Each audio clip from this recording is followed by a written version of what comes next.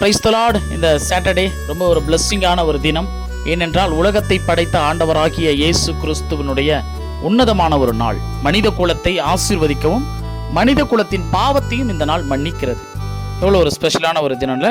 I speak 907th gospel in the name of Lord Jesus Christ. Today topic is Jesus Christ is the creation of human and naturals, everything in this world. இந்த உலகத்திலே மனிதனையும் இயற்கைகளையும் இந்த உலகத்தில் உள்ள அனைத்தையும் சிருஷ்டித்தவர் இயேசு கிறிஸ்து என்ற ஒரு தலைப்பிலே இன்றைக்கு பிரசங்கம். எப்படி மனிதனை படைத்தாருங்க? ஆதியாகமம் 1:26 சொல்லுகிறது, கடவுளுடைய சாயல் கடவுளுடைய ரூபத்தின்படி மனுஷனை உண்டாக்குவோமாக என்று சொல்லி தேவனாகிய கர்த்தர் சொன்னார். எவ்வளோ ஒரு பெரிய விஷயம் தெரியுமா? கடவுளுடைய சாயலில் நம்ம படைக்கப்பட்டிருக்கோம். அதனால தான் கடவுளுக்கு நம்ம மேலே அன்பு அதிகம். எப்பவுமே அந்தந்த சாயல், அந்தந்த மொழி, அந்தந்த உணர்வு, அந்தந்த ஜாதி, அந்தந்த இனம், அந்தந்த மக்கள், அந்தந்த உறவுகள் சந்திக்கப்படும் பொழுது அன்பு அதிகமாக இருக்கும். பார்த்துக்கிறீங்களா? எங்கள் ஊருக்காரங்க, எங்கள் நாட்டுக்காரங்க, எங்கள் தேசத்துக்காரங்க, எங்களுடைய குடும்பஸ்தங்க, என்னுடைய சகோதரர்கள், அது ஒரு உணர்வு அதிகம். அப்போ கடவுள் மனித குலத்தை நேசிப்பதற்கு முக்கியமான காரணம் அவருடைய சாயல், அவருடைய ரூபம். இதனாலதான் ஒரு அன்பு உண்டாயிருக்கிறது கடவுளுக்கு நம்ம மேல. எப்படி நம்மளை உண்டாக்கினார்னா, மனுஷனை பூமியின் மண்ணினாலே உண்டாக்கினார்.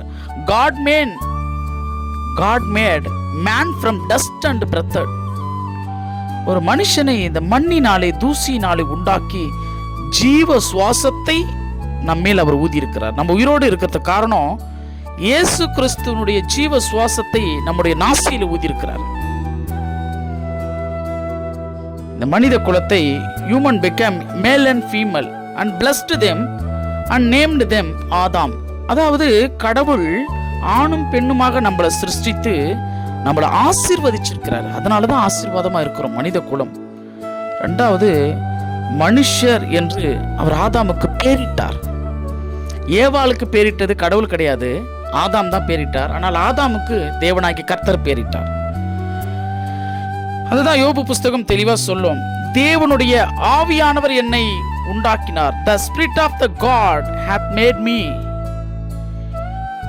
சர்வ வல்லவருடைய சுவாசம் தான் நமக்கு உயிரை கொடுத்திருக்கிறது.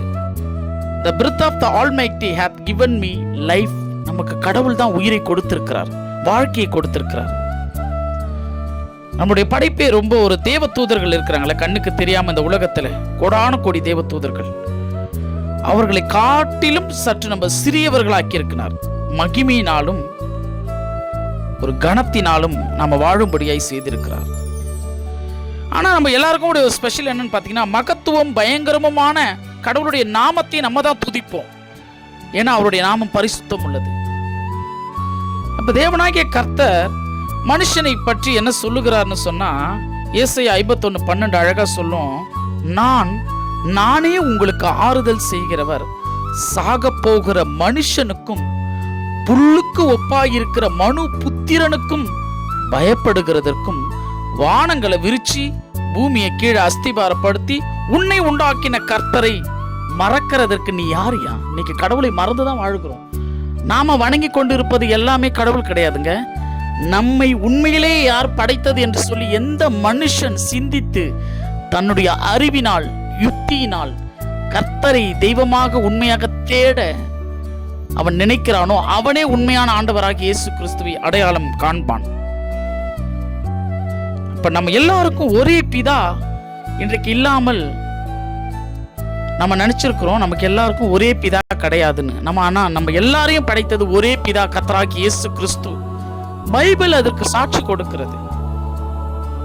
ஏன்னா அப்போஸ்தலர் புஸ்தகம் 17:28 சொல்லும், அவருக்குள்ளதாங்க நம்ம பிழைச்சிருக்கிறோம், அவரால் தான் நம்ம அசைக்கிறோம், நம்ம இருக்கிறோம்.